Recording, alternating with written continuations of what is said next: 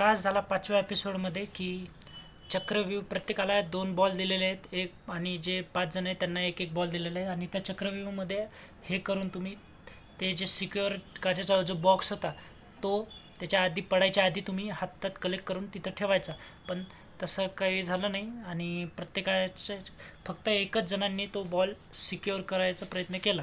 तर आकांक्षा चौधरीने श्रेया कारलाला दिला तो बॉल. लगेच तो चक्रव्यूहमध्ये होऊन लगेच तो याच्यात पडला आणि अनसिक्युअर झाला, म्हणजे ॲट रिस्कमध्ये श्रेया कारला पण आहे. सुनीता मॅमनी माधुरी मॅमला दिलं तर त्या पण त्या याच्यात अडवायला असमर्थ ठरले आणि मग ते पण अनसिक्युअर झालं, म्हणजे ॲट रिस्कमध्ये आहेत त्या पण. योगेशनी श्रेष्ठाला दिला बॉल तर त्या पण अनसिक्युअर झालेल्या आहेत, म्हणजे ते आपण ॲट रिस्क, म्हणजे या 3 तर जण म्हणजे घराच्या बाहेर, म्हणजे या लॉकअपच्या बाहेर जाणार यावेळेस. नंतर श्रेया आणि एवढंच चालताना श्रेया आणि धीरजमध्ये थोडासा वाद, भांडणच झाले, बऱ्यापैकी भांडणच झाले आणि श्रेयाच्या सगळ्यांशी भांडणं होत आहेत आता याच्यात लॉकअपमध्ये.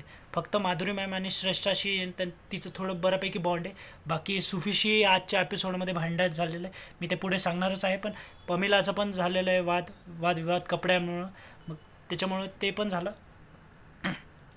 नंतर श्रेया चमोलाने रियाजला बॉल दिला आणि धीरजनी हा सुफीला बॉल दिलेला आहे. तर सुफीचं पाय फिसरला आणि तो पडला, म्हणून मग तो जो बॉल आहे अनसिक्युअरमध्ये पडला, म्हणजे ॲट रिस्कमध्ये सुफी आहे. तर रियाजला सांगितलं आहे की तुला एक जे सिक्युअर जे व्यक्ती आहे त्याच्यापैकी एकाला रिप्लेस करून तुला यायचं आहे. तर त्यांनी खूप विचार केला आणि तो ते चॅलेंज बाहेर आल्यावर सगळे विचार करून त्यांनी आकांक्षा चोमुलाचं नाव घेतलेलं आहे आणि आकांक्षा चोमुला हे 5 जण अनसिक्युअर म्हणजे लॉकअपच्या बाहेर जाण्यासाठी आलेले आहेत. आता बघूया मित्रांनो काय घडते ते.